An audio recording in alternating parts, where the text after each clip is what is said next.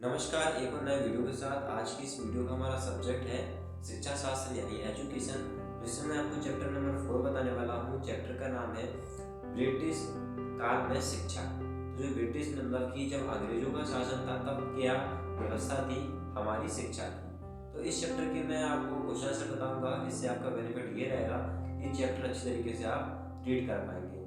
चलिए video start करते हैं।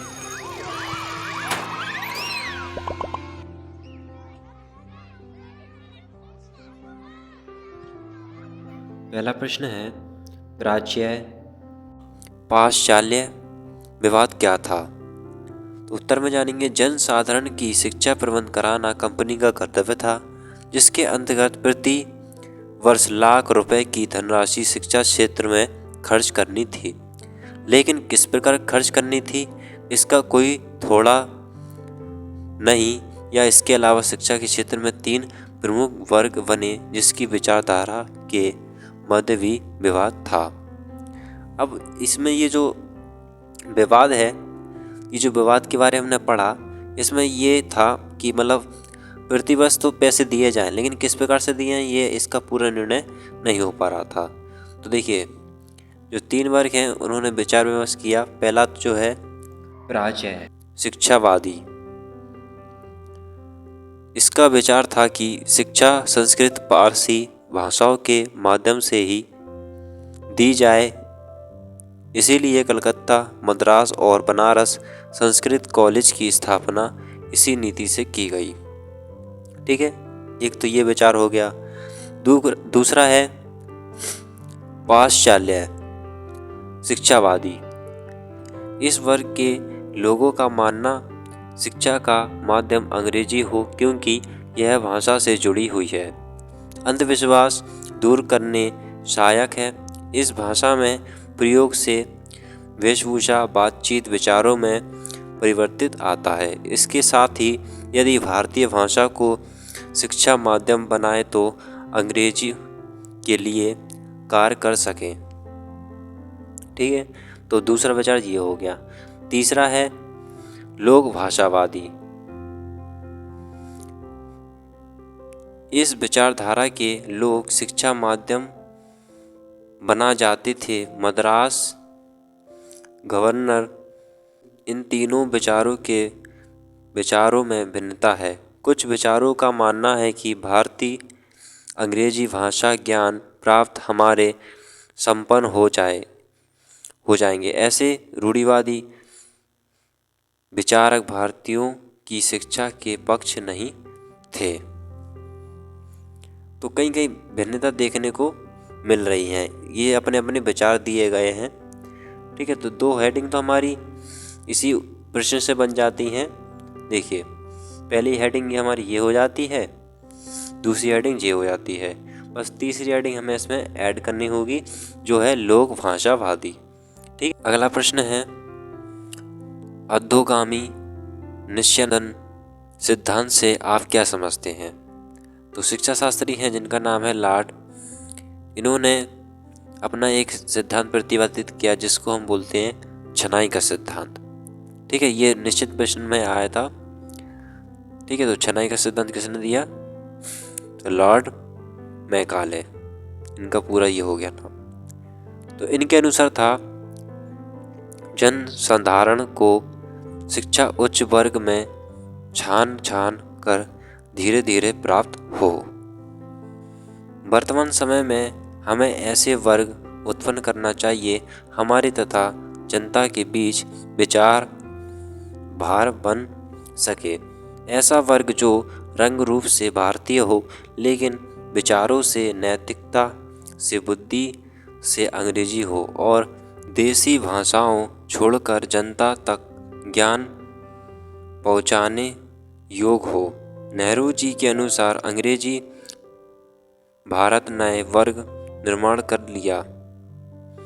यह अंग्रेजी शिक्षक वर्ग था जो जनसाधारण पृथक अपने स्वयं संसार में रहता था, जिसमें अपने शासकों की सदैव सहायता की।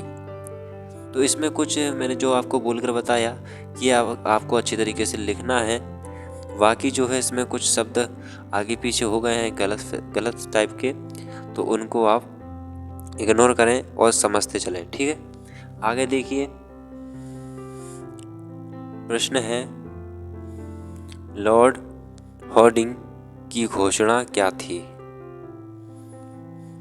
पहले ही तो है, इसमें हम पॉइंट में लिखेंगे क्योंकि पॉइंट से हमें जल्दी से याद हो जाता है। पहला पॉइंट है, तत्कालीन गवर्नर ने 1844 में घोषणा की, ईस्ट इंडिया की नौकरियां अंग्रेजी भाषा के ज्ञाता को ही दी जाएंगी। मतलब जो अंग्रेजी भाषा जानता है केवल उसी को नौकरी मिलेगी।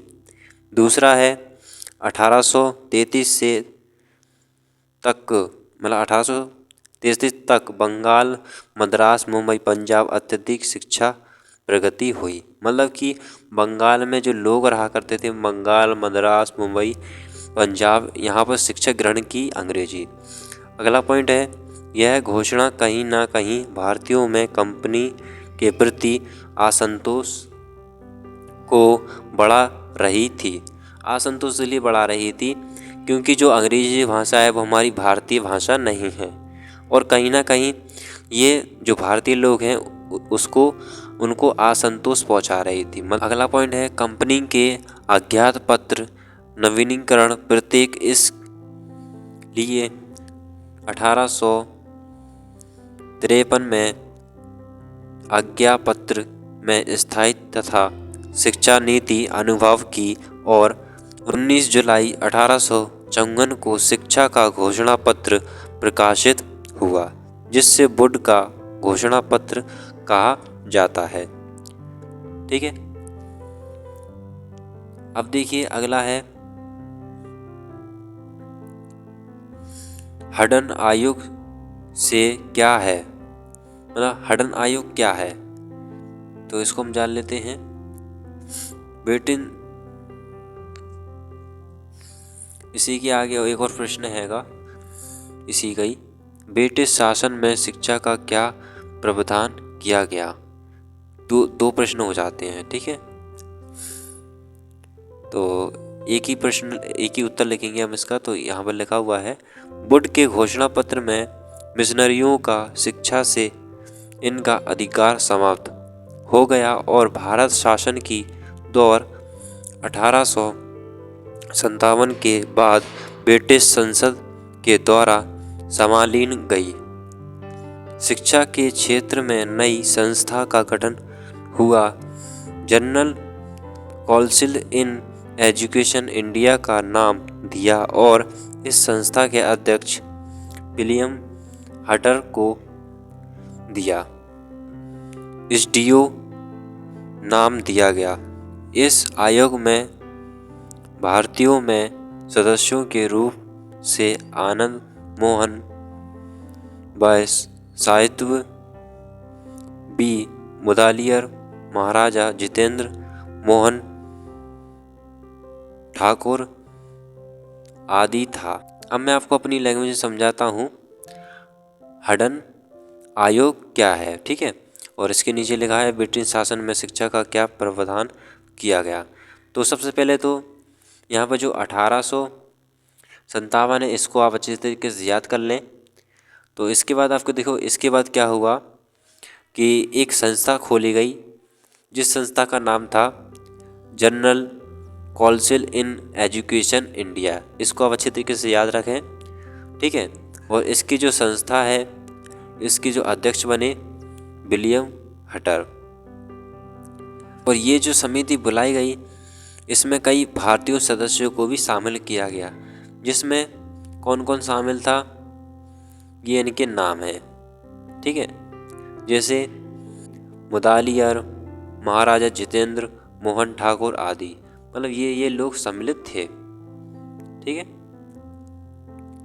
तो ये हमारे मतलब कहने को तो थोड़ा ये बोरिंग टाइप का चैप्टर है ना, कुछ तो आपको समझ में नहीं आया होगा, लेकिन मैंने आपको अपनी लैंग्वेज में समझाने की कोशिश की है।